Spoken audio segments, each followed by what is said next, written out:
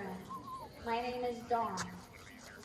Now, America was never a country founded on a racial or ethnic identity. It was a country that was founded on ideas of liberty, justice, and freedom. The liberty in the time of George Washington was not a concept that most people thought applied to the common man.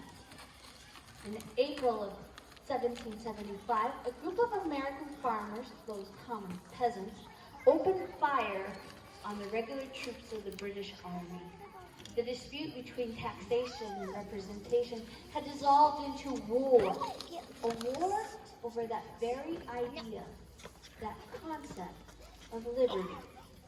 Now, it must have seemed foolhardy to the common bystanders for a group of colonials, untrained, unorganized, without any regular access to arms or ammunition, to take on the world's most powerful country in open warfare. Now, George Washington issued this declaration to his troops. The time is now at hand, which must probably determine whether Americans are to be free men or slaves. The fate of the unborn millions will now depend under God on the conduct of this army.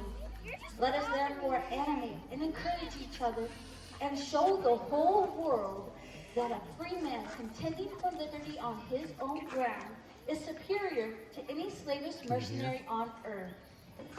And prevail they did. America has now become something new, something never done before. It was the great experiment. Years after the war, in a letter to Thomas Jefferson, George Washington writes, "The rights of mankind, the privileges of the people, and the true principles of liberty seem to have been more generally discussed and better understood throughout Europe since the American Revolution than they were at any former period." In that storm of revolution, a 5-man committee met to take care of some minor administrative details. The drafting of a document announcing America's independence to the world. But the obvious choice to write that document, Benjamin Franklin, refused. So the committee then chose another man, one that was slightly idealistic, but with both from Virginia and far less well known than any of the other members of that committee. But the first 2 paragraphs of that inconsequential document become the most important 55 words in American history. We hold these truths to be self-evident, that all men are created equal, that they are endowed by their Creator with certain unalienable rights, that among these are life, liberty, and the pursuit of happiness. Thomas Jefferson considered writing the Declaration of Independence to be his greatest achievement. But Jefferson's ideals would not even be realized until years later when another president, Abraham Lincoln, faced his greatest challenge. Abraham Lincoln said, "All honor to Jefferson, to the man who, in the concrete pressure of a struggle for national independence by a single people, had the coolness, forecast, and capacity to introduce into a merely revolutionary document an abstract truth, and so embalm it there, that today and in all coming days it shall be a rebuke and a stumbling block to the very harbingers of reappearing tyranny and oppression." A mere 44 days after being elected president, Abraham Lincoln faced war. A war, again, over that word, that concept of liberty.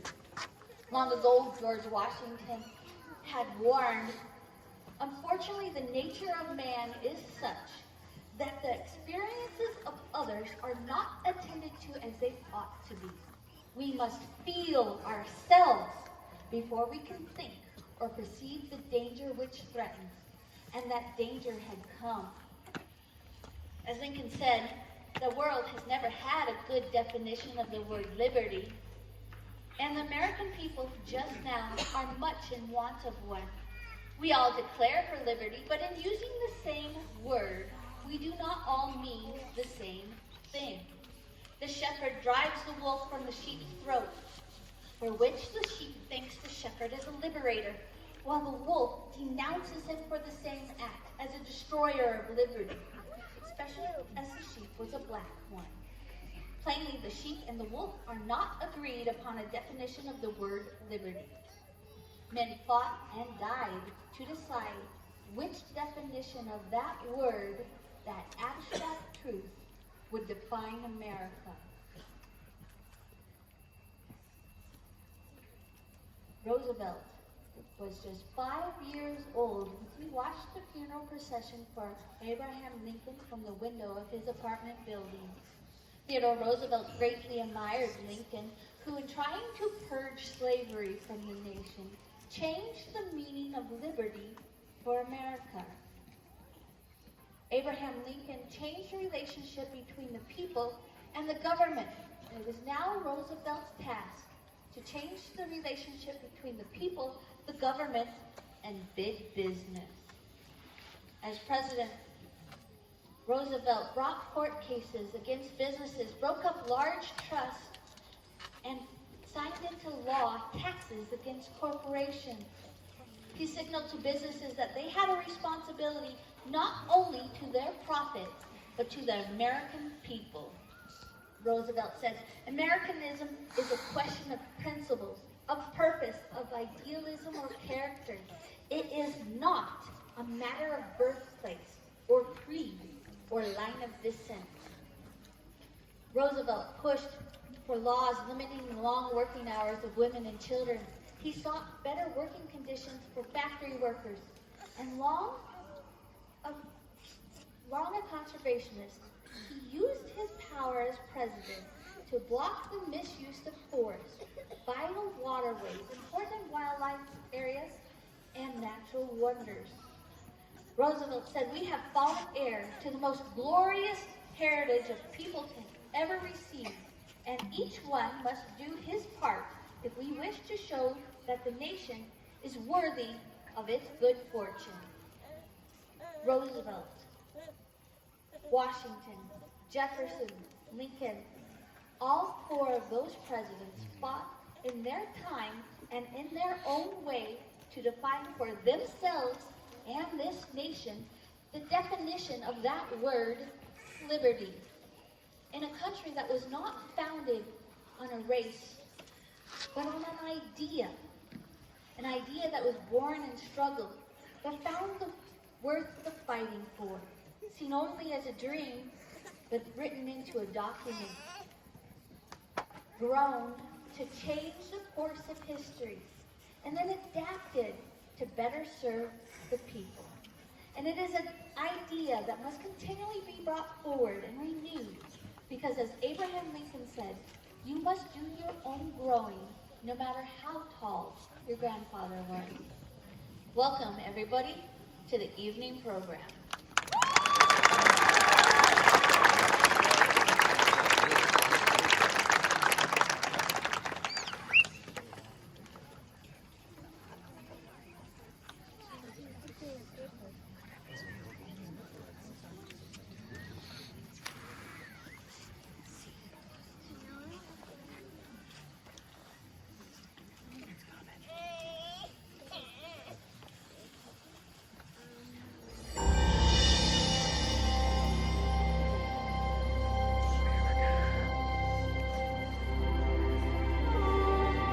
The United States of America.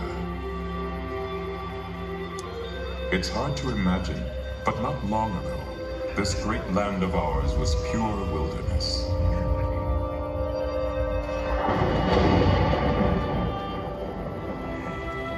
A place where millions of bison roamed freely throughout the plains.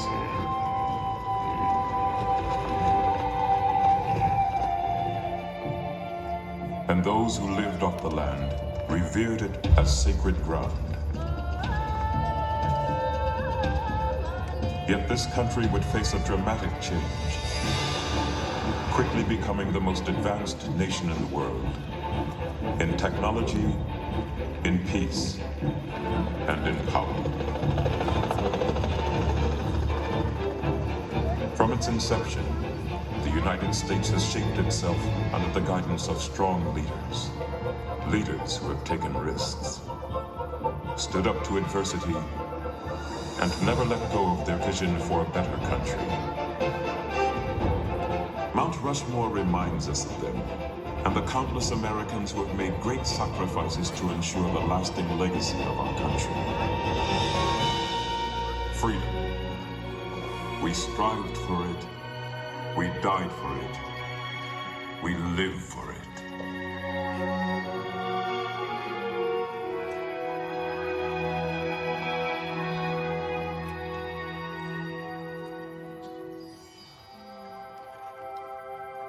The year was 1923. The place, the Black Hills of South Dakota. State historian Doane Robinson proposed that these granite outcroppings could be the site of an enormous monument dedicated to the heroes of the West, such as Lewis and Clark and Chief Red Cloud. But commissioned sculptor Gutzon Borglum had a different concept in mind. Borglum was a passionately patriotic man and believed that a more fitting tribute should honor the American experience. A memorial that would represent our ideals, our dreams, and our accomplishments as a country. A memorial that would convey a spirit of patriotism. Borglum chose his canvas carefully, the giant granite rock face of Mount Rushmore. And in 1927, work on the mountain began.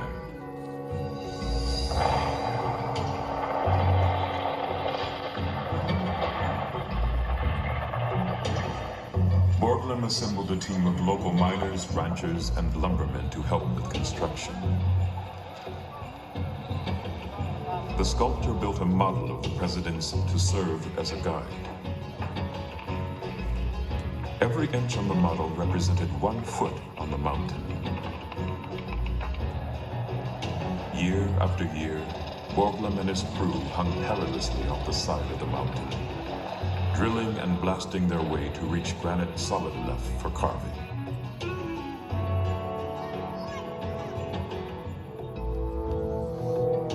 It took 14 years and nearly $1 million to complete the 4 60-foot faces.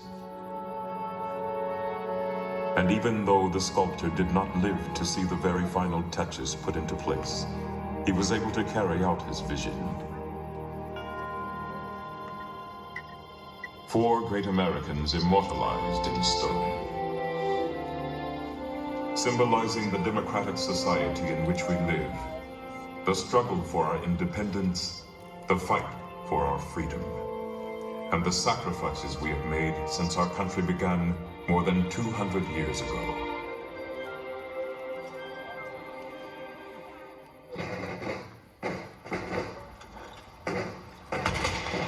It was a time of rebellion and of war. It began as an uprising against British rule and turned into a full-fledged crusade for personal freedom and national independence. The American Revolution. From 1775 to 1783, up to 250,000 patriots engaged in battle. Even during the toughest times, when the Continental Army seemed undisciplined and ill-equipped, one man's courage and determination ultimately led the troops to victory over the British. The future father of our country, George Washington.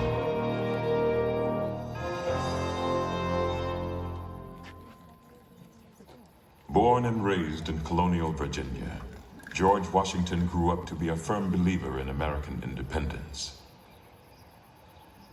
Even though his heart yearned for quiet family life at his Mount Vernon home, his deep commitment to the Republic made him answer the call of his country time and time again.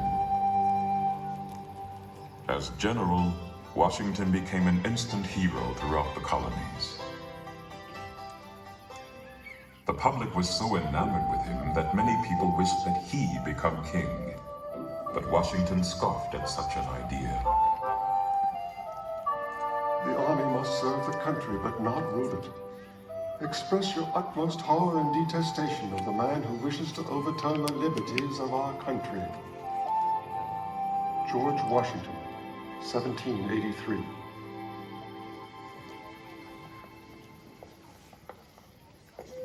It was this kind of insight and integrity that made him the perfect person to oversee the creation of a new federal government. With no blueprint to follow, Washington kept the colonies united and on course during the infant years of this nation. And after ratification of the Constitution, when he was unanimously elected first President of the United States, Washington was keenly aware that he was laying down the framework for future presidents to follow. Washington's legacy is that of a man who was first in war, first in peace, and first in the hearts of his countrymen. In his inaugural address, he spoke of the task that lay before this new nation. The preservation of the sacred fire of liberty and the destiny of the Republican model of government are justly considered as deeply, perhaps as finally staked, on the experiment entrusted to the hands of the American people. George Washington, 1789. George Washington welded this union, but it would take another great visionary to expand it. Thomas Jefferson, third President of the United States. We hold these truths to be self-evident, that all men are created equal, that they are endowed by their Creator with certain unalienable rights, that among these are life, liberty, and the pursuit of happiness. Thomas Jefferson, 1776. Thomas Jefferson was the voice of the American people, inspiring patriots with his carefully crafted words written in the Declaration of Independence, the document that gave birth to our nation. It was also Jefferson who fought for religious freedom and the democratic notion that people should have a say in government, two very American principles we cherish today. Thomas Jefferson always thought of himself more as a scientist or scholar than as a politician.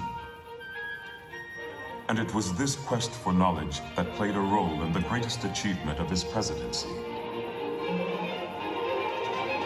In 1803, Jefferson acquired the French lands west of the Mississippi and the Louisiana Purchase, which doubled the size of the country.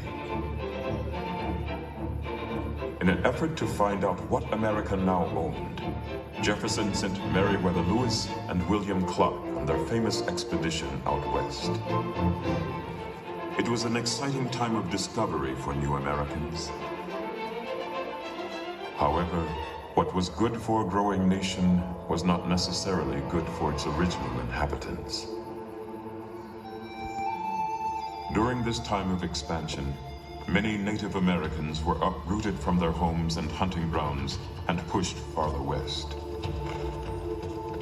But during an address to a group of Cherokee chiefs, Jefferson prophesied about future relations between natives and new settlers.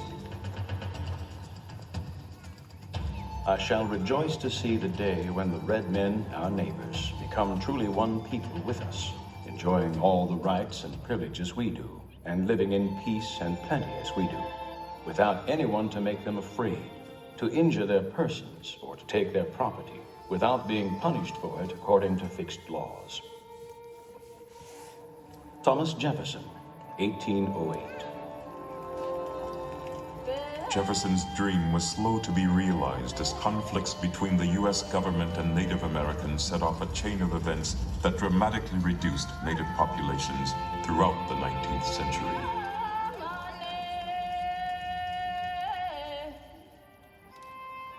Thomas Jefferson believed in the promise of America and had faith in the American people. But this faith would truly be tested nearly 60 years later, when the Republic came dangerously close to unraveling. The Civil War was the most tumultuous period in American history. The differences between the states had deeply divided a nation, pitting brother against brother on American soil. But it was the determination of one man to keep the United States united. Abraham Lincoln, our 16th president. Abraham Lincoln was a self-made man of great character, a frontiersman who came from humble beginnings. When Lincoln was inaugurated in 1861, he faced more adversity than any other president in U.S. history. Many southern states had withdrawn from the Union. And even though Lincoln opposed war, he warned the South in his inaugural address that he would take whatever measures necessary to stop the rebellion. In your hands, my dissatisfied fellow countrymen, and not in mine, is the momentous issue of civil war. The government will not assail you. You have no oath registered in heaven to destroy the government, while I shall have the most solemn one, to preserve, protect, and defend it. Abraham Lincoln, 1861. The Civil War raged on for 4 brutal years. But Lincoln stuck to his commitment to democracy. His main objective was to save the Union, and he also strongly believed in freedom for all Americans. Until slavery was abolished, Lincoln felt the U.S. could never truly be the home of the free.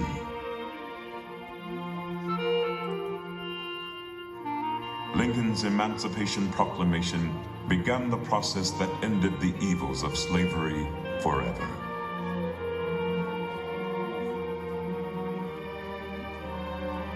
Over 500,000 Union and Confederate soldiers lost their lives in the Civil War.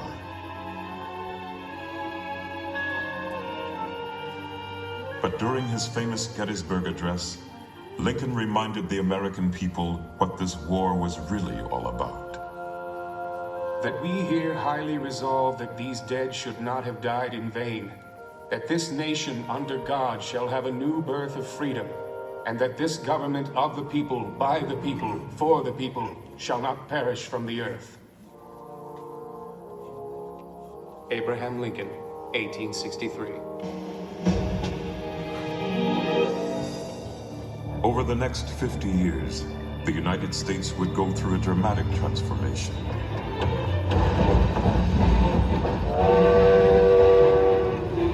The year 1900 was coming around the bend, and America was turning from a rural republic to a budding industrial power.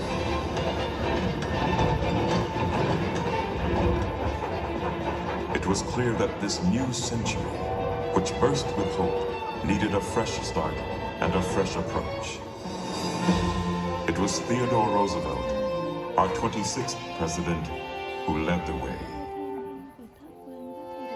Is America a weakling? To shrink from the work of the great world powers? No!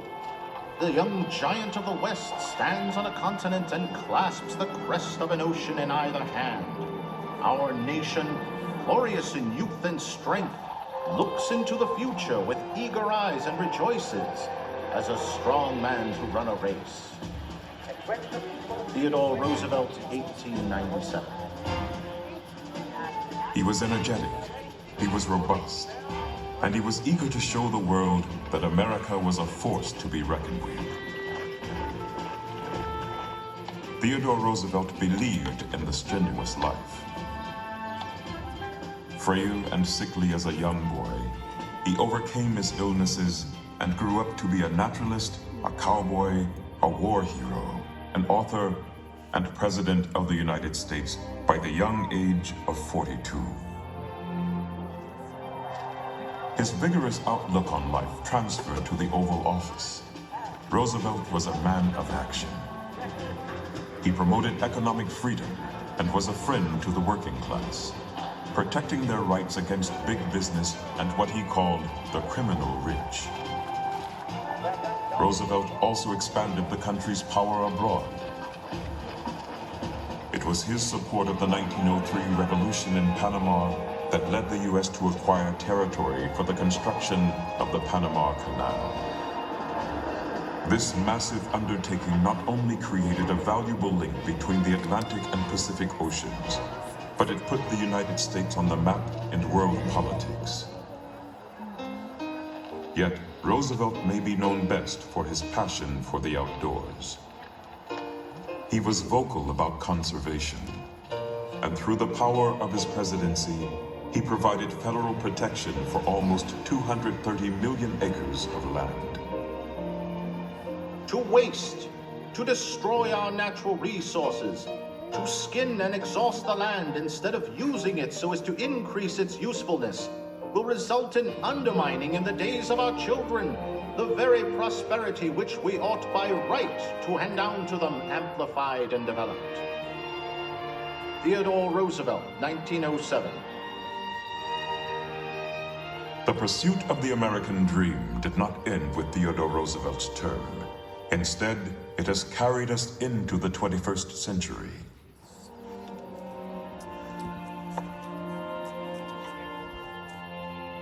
Throughout history, countless Americans have made great sacrifices so that we can enjoy the freedoms of this land. The only thing we have to fear. I have a dream today. Ask not what your country can do for you. The same freedoms guaranteed in our Constitution and Bill of Rights. The same freedoms millions of people have sought since the first immigrants arrived over 200 years ago.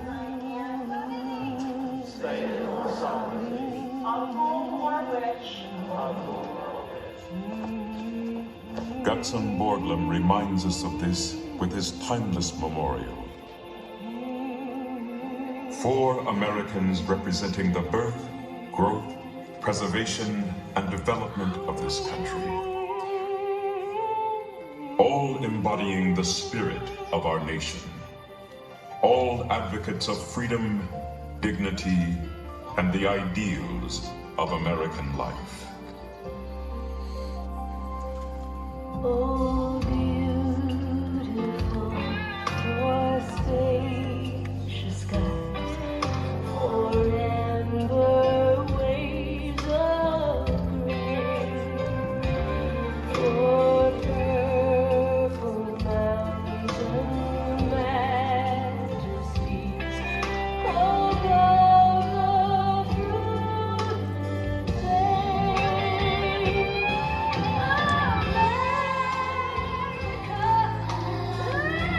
fruited plain.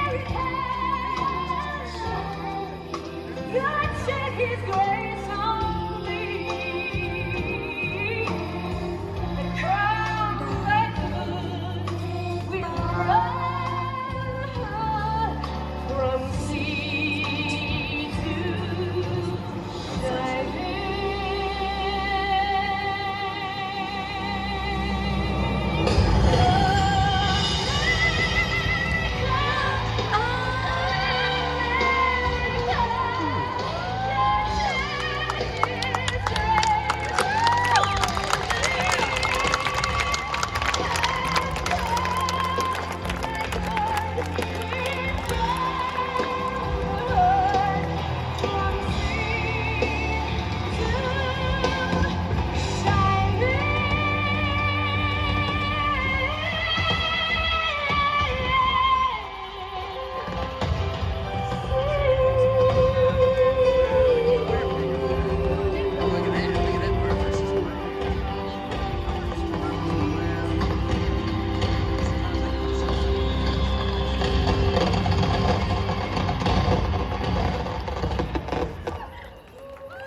Ladies and gentlemen, please rise and join in singing America's national anthem.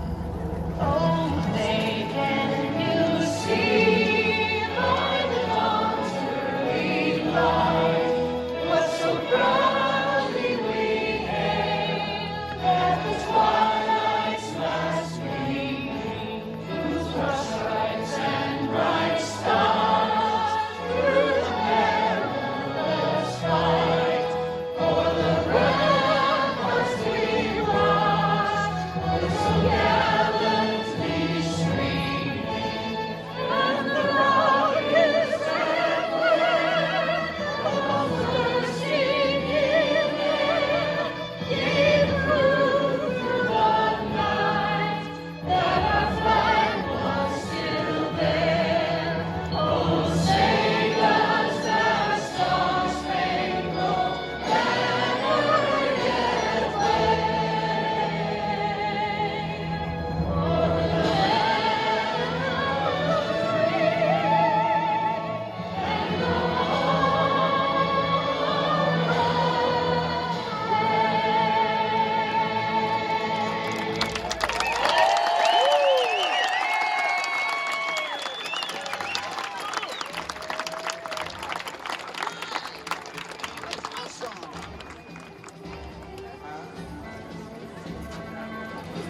you like that?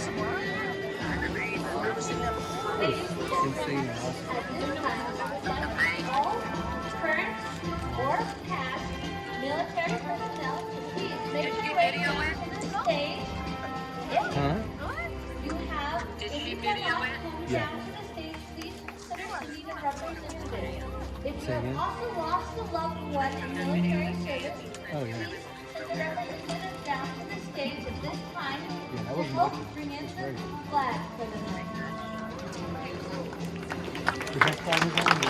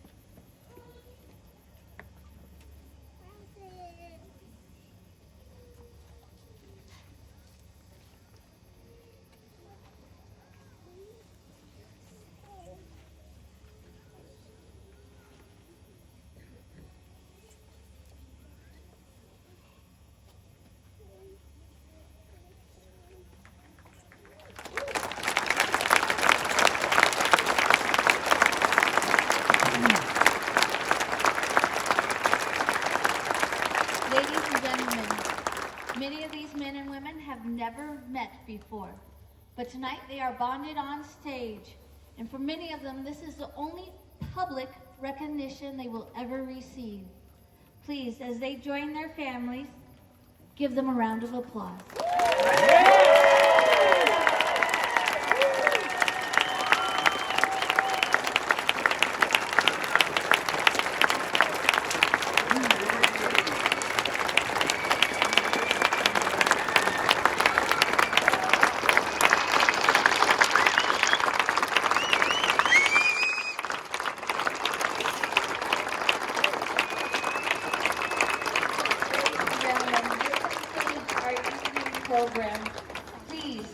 careful on your drive home as it is dark. Animals do like to come out and play. And please obey the speed limit